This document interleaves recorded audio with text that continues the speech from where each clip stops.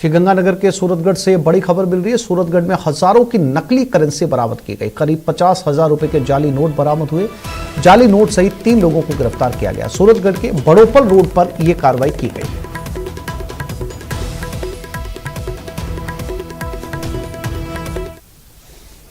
अशोक शर्मा हमारे साथ जुड़ गए, उनसे बात करते हैं। अशोक, क्या अपडेट इस पूरी कार्रवाई के बारे में? देखिए आसिफ जी, श्रीगंगानगर एसपी आनंद शर्मा के पास कुछ ऐसे रिपोर्ट्स थे कि कुछ युवकों के द्वारा श्रीगंगानगर के सूरतगढ़ के नकली करेंसी को कैरी किया जा रहा है, साथ ही इसे को खपाने का भी प्रयास किया जा रहा है। एसपी आनंद शर्मा के निर्देशों पर सूरतगढ़ सिटी पुलिस मौके पर पहुंची तो बड़ोपल रोड 3 संदिग्ध युवकों को पकड़कर जब उनकी तलाशी ली गई तो उनके कब्जे से जाली करेंसी बरामद हुई है। हालांकि जाली करेंसी ये एग्जैक्टली कितनी है इसका भी खुलासा होना बाकी है, लेकिन बताया जा रहा है कि लगभग 3 युवकों के कब्जे से लगभग 50,000 रुपए के जाली नोट बरामद हुए हैं। अभी कुछ देर पहले ही श्रीगंगानगर की सूरतगढ़ पुलिस ने इस कार्रवाई को अंजाम दिया है। तीनों युवकों को पुलिस के द्वारा डिटेन कर लिया गया, उनसे पूछताछ की जा रही है। साथ ही साथ जो उनके कब्जे से नोट बरामद हुए हैं उन नोटों के बारे में भी तस्दीक की जा रही है कि कितने कितने रुपए के कितने कितने नोट है। कुल मिलकर ये बड़ी कार्रवाई। अशोक, तीनों जी संवाददाता अशोक जानकारी दे रहे थे गंगानगर से कि 3 युवकों को पकड़ा गया है। फिलहाल अभी नोटों की काउंटिंग जारी है। तमाम जानकारी के लिए आपका शुक्रिया। और ये खबर सिरोही के पिंडवाड़ा से। पिंडवाड़ा पुलिस की बड़ी कार्रवाई। अवैध शराब से भरा ट्रक जब्त हो गया। ट्रक में भरे हुए थे शराब के 821 कार्टन। पुलिस ने 2 आरोपियों को गिरफ्तार किया। जनापुर तिराहे पर यह कार्रवाई की गई।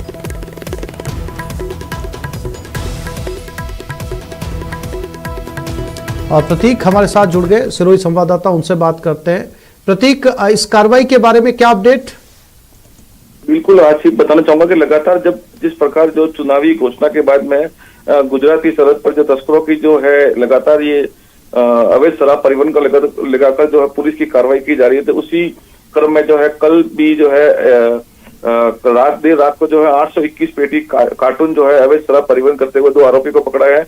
ये शराब जो पंजाब से जो राजस्थान की ओर ले जाई जा रही थी, जहां पर 821 पेटी अवैध परिवहन यानी कि जो शराब की पेटियां बरामद की है और साथ ही 2 आरोपियों को पूछा गया है जो पुलिस ने पकड़ा गया। और वहीं जो इन आरोपी से पूछताछ की जा रही है कि इसके आगे भी कौन जो तस्कर थे, ये सामान कहाँ पर ले जाया जा रहा था, ये परिवहन के लिए और कौन कौन इसमें है, और कई खुलासे इसमें होने वाले हैं आज। जी प्रतीक, जानकारी के लिए आपका धन्यवाद।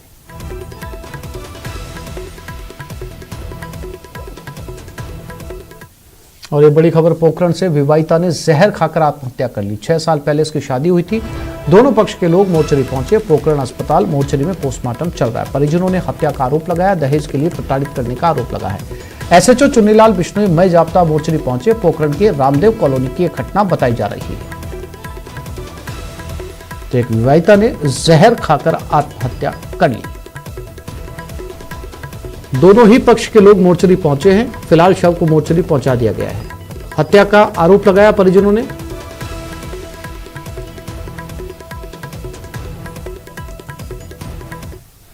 और बाड़मेर में मूक बधिर युवती से गैंगरेप मामला। राज्य मानवाधिकार आयोग ने संज्ञान लिया। आयोग अध्यक्ष गोपाल कृष्ण व्यास ने ये संज्ञान लिया। पुलिस अधीक्षक बाड़मेर से तथ्यात्मक रिपोर्ट तलब की गई है। बाड़मेर जिले के धौरी मन्ना थाना क्षेत्र में कल ये घटना हुई थी। बकरियां चरा रही मूक बधिर युवती से गैंगरेप हुआ। पीड़िता को अस्पताल पहुंचाया गया, जहां उसका इलाज चल रहा है।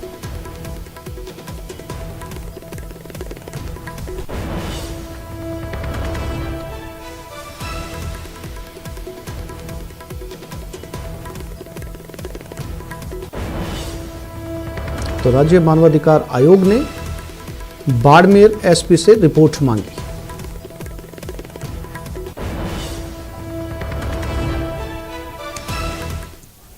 उदयपुर में पुजारी नवरत्न प्रजापत हत्या मामला।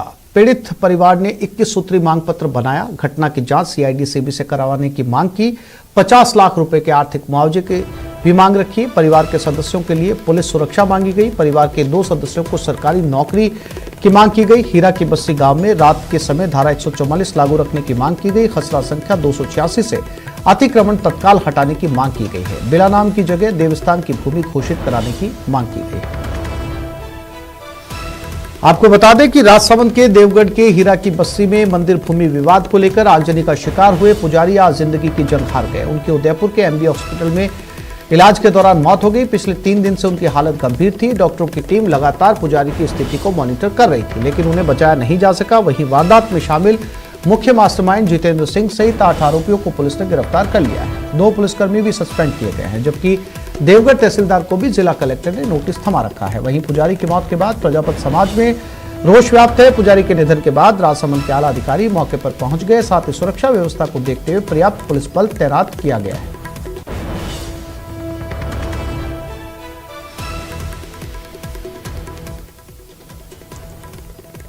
भगवान के पुजारी जो हीरा की बस्ती में रहता था, आज उनकी मृत्यु हो गई। मैं भगवान से प्रार्थना करता हूँ कि हे भगवान, इसके आत्मा को शांति मिले और इनके भरे पूरे परिवार को जो ये वज्रपात गिरा है उनको सहन करने की शक्ति दे।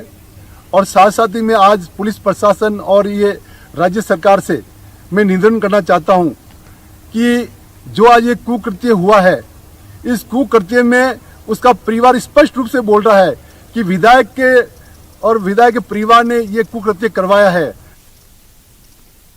ये जो पुजारी नवरत्न प्रजापति हैं, ये जिंदगी और मौत के बीच पिछले कुछ दिनों से लगातार जंग लड़ रहे थे, लेकिन अब आज सुबह कुछ देर पहले ही इनकी मौत हो गई। तकरीबन 80% से ज्यादा ये झुलस चुके थे। पेट्रोल बम डालकर इन्हें मारने की कोशिश की गई थी और अब इलाज के दौरान, क्योंकि बेहद काफी ज्यादा ये झुलसे थे, तो ऐसे में उदयपुर के एमबी चिकित्सालय में उन्हें रेफर किया गया था और यहाँ पर इलाज के दौरान उनकी मौत हुई है। इस समय में आप देखिए कि एमबी चिकित्सालय की मोर्चरी के यहाँ मौजूद हो और यहीं पर कुछ ही देर पहले जो पुजारी नवरत्न प्रजापति है, उनकी बॉडी जो है वो यहाँ पर शिफ्ट की गई है। मुकेश, वो जो घटना हुई थी उसके बाद में लगातार मांग कर रहे थे कि आरोपियों पर कार्रवाई हो। अब तक कितने संतुष्ट है जो कार्रवाई हुई उससे?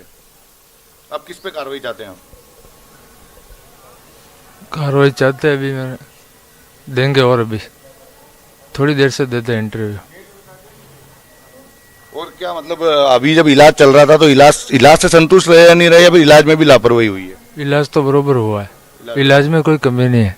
आप लोगों ने पहले ही ये शिकायत दर्ज करा दी थी कि जो भूमाफिया है उनकी नजर जमीन पर है, लेकिन फिर भी लापरवाही बरती गई। लापरवाही थी, कार्रवाई हुई नहीं। फिर कार्रवाई होती तो ऐसा काम ही नहीं होता। किस तरह से हुआ था उस समय घटनाक्रम? ये घटना हुआ था बनाया था? हाँ। क्या वो कितने लोग आए थे? ये आए थे लोग सब 15-20 आदमी, क्या हुआ? दुकान के पीछे से आए थे। अंदर आए और सबसे पहले मेरे को पकड़ा, गले रस्सी से बांध दिया। फिर पेट्रोल, मम्मी और पिताजी वहाँ पे बैठे थे नीचे, खाना ही खा रहे थे हम, उनके ऊपर डाल के पिताजी के ऊपर, सब दोनों के ऊपर, और आग लगा दी। जलने लग गया और दुकान को भी लगा दी आग। अंदर घर भी वही है और दुकान भी वही है। अभी तक तो पुजारी के घर भी नहीं है रहने के लिए। क्या करें? अब क्या मांग कर रहे हैं? ऐसे प्रशासन है। अब प्रधानमंत्री का जो आवास है ना, आवास 2022 तक मोदी जी ने बोला था पूरा सबको मिलेगा, हमारा घर ही नहीं बना अभी तक। ऐसे प्रशासन है यहाँ पे। कांग्रेस सरकार, बीजेपी वहां से बजट भेजते, यहाँ पे कहा जाते हैं। अब आप ज्यादा और क्या बोलूं? और आरोपियों पर किस तरह की कार्रवाई चाहते हैं? कार्रवाई और क्या करेंगे? ये जो आगे से मोदी जी बजट पेश कर दिए, कहा जाते हैं यहाँ पे। कार्रवाई क्या चाहते हैं? कार्रवाई चाहते हैं, ठोस कार्रवाई, किस तरह की? सख्त से सख्त सजा मिले। जो भी अपराधी है मेरे, उनको ठोस कार्रवाई हो।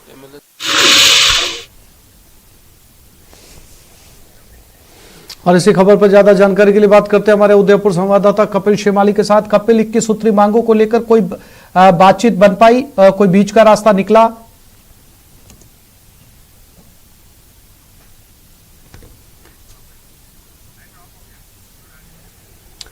कपिल से संपर्क टूट गया हमारा। परिवार ने 21 सूत्री मांगे रखी हैं। इसमें धारा 144 लागू रखना, 2 लोगों को नौकरी, परिवार के सदस्यों को सरकारी नौकरी, इसके अलावा 50 लाख रुपए मुआवजे की मांग। तो ये तमाम वो मांगे हैं जो इस परिवार ने प्रशासन के साथ की है। उस पुजारी जिसके ऊपर पेट्रोल डाला गया था, 3 दिन इलाज चला, अब हॉस्पिटल में उसकी मौत हो गई।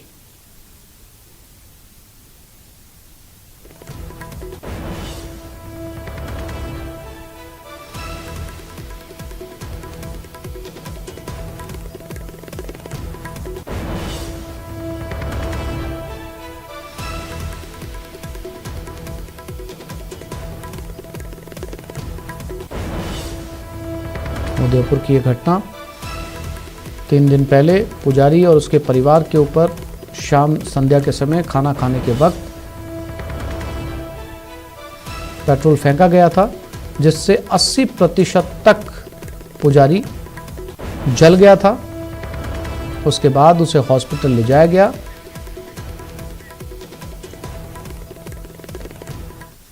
यह खबर अजमेर से, जहां किशनगंज थाना क्षेत्र के प्रगति नगर कोटड़ा इलाके में एक 16 साल की छात्रा ने फांसी का फंदा लगाकर अपनी जान दे दी।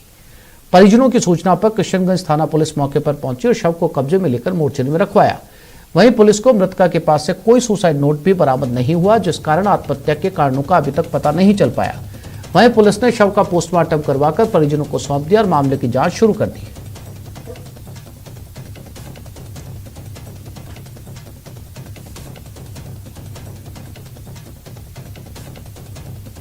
आज सुबह श्री उदित शर्मा ने एक लिखित रिपोर्ट पेश की कि मेरी भतीजी, जिसकी उम्र 16 साल है, नाम पारुल शर्मा है, जो रात्रि में किसी बात को लेके फांसी के फंदे पर लटकी थी।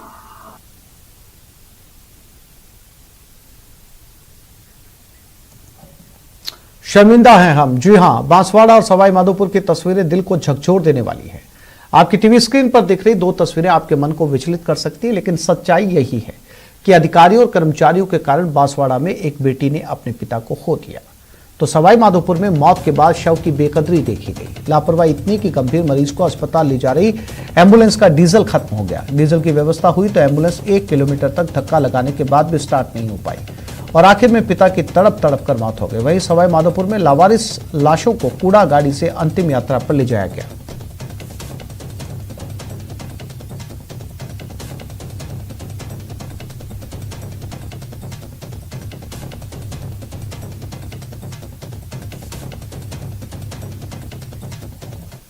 और अब बात बांसवाड़ा की, जहां से आई बीमार एम्बुलेंस का धक्का मार इलाज देखेंगे तो आप भी सिस्टम को कोसेंगे और कहेंगे हाय रे सिस्टम। स्ट्रेचर पर एम्बुलेंस और पब्लिक लाचार। देखिए रिपोर्ट। के बाद काफी इंतजार के बीमार एम्बुलेंस को ही लोगों ने धक्का मारना शुरू किया। 1 किलोमीटर तक धक्का लगाते रहे। एम्बुलेंस के ड्राइवर से ये सब देखा नहीं गया। थक हार कर तब उसने मरीज के परिजनों के कहने पर दूसरी एम्बुलेंस बुलाई, लेकिन तब तक देर हो चुकी थी और मरीज की जान जा चुकी थी। मतलब 11 बजे कॉल किया गाड़ी पे, ठीक है, तो गाड़ी वहाँ से आई तो हमने उनको पेशेंट को डालने के बाद गाड़ी रास्ते में आई। रास्ते में आके डीजल खत्म हो गया गाड़ी का। हमने वीडियो भी बढ़ाया, धक्का लगाया गाड़ी का, पूरा वीडियो बढ़ाया और हम जाके डीजल लाए। फिर भी गाड़ी में डीजल डाला, गाड़ी चली नहीं, स्टार्ट ही नहीं हुई। फिर हमने धक्का लगाया तो भी स्टार्ट नहीं हुई गाड़ी। फिर हमने आधा घंटा से 40 मिनट और दूसरी गाड़ी आई, उसमें टाइम लगा और वहाँ इतने देर तक बैठा रहे और 11 से 3 बज गई अभी तक। और पेशेंट का अगर कुछ होता है तो उसका कौन जिम्मेदार होता है? दरअसल बांसवाड़ा के भानपुरा में एक शख्स की तबीयत अचानक खराब हो गई, लेकिन एम्बुलेंस पहुंची 3 घंटे की देरी से। रतलाम रोड पर टोल किया गया एम्बुलेंस का डीजल भी खत्म हो गया। एम्बुलेंस के ड्राइवर को पैसे देकर मरीज के परिजन ने बाइक से डीजल लेने के लिए भेजा। डीजल लेकर आने में समय लगा, लेकिन डीजल डालने के बाद भी एम्बुलेंस चालू नहीं हुई। तब एम्बुलेंस को करीब 1 किलोमीटर तक धक्का मारकर चालू करने की कोशिश की गई, लेकिन एम्बुलेंस चालू नहीं हो पाई। इसके बाद मरीज के परिजनों के कहने पर एम्बुलेंस के चालक ने दूसरे चालक को फोन कर दूसरी एम्बुलेंस बुलाई। कमाल है साहब, जिस देश में पिज्जा 30 मिनट की देरी से पहुंचने पर फ्री का ऑफर होता है, उसी देश में किसी इंसान की जान की कोई कीमत नहीं है। फोन कीजिए और बस इंतजार करते रहिए। आप खुशकिस्मत हुए तो एम्बुलेंस आपके द्वार, नहीं तो आप भगवान के द्वार। बांसवाड़ा से न्यूज़ 18 राजस्थान के लिए आकाश सेठिया की रिपोर्ट। तो इस बुलेटिन में फिलहाल इतना ही। नमस्कार।